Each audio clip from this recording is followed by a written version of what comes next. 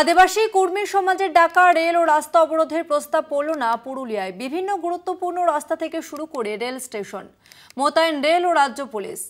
অপ্রীতিকর ঘটনা এড়াতে তৎপর পুলিশ প্রশাসন। কর্মী সম্প্রদায়কে আদিবাসী তালিকায় অন্তর্ভুক্তির দাবিতে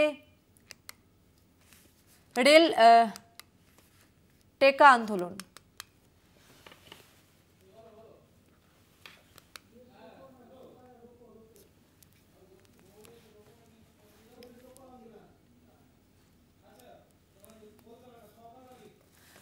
আমরা বিস্তারিত জানবো, আমাদের সঙ্গে ফোন লাইনে রয়েছে প্রতিনিধি শওকত আলী। শওকত, ঠিক কি দাবি করছেন আদিবাসী কর্মী সমাজের মানুষজন?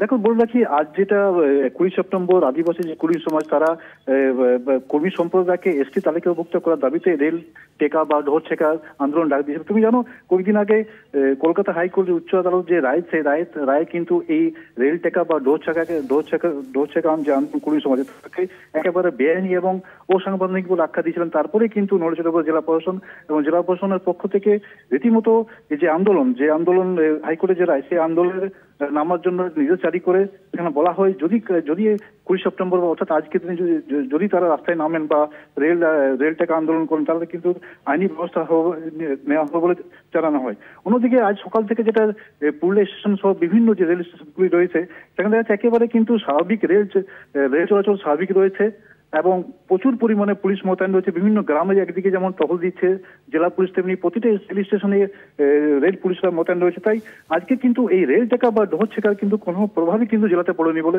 জানা যাচ্ছে। ধন্যবাদ তোমাকে শওকত।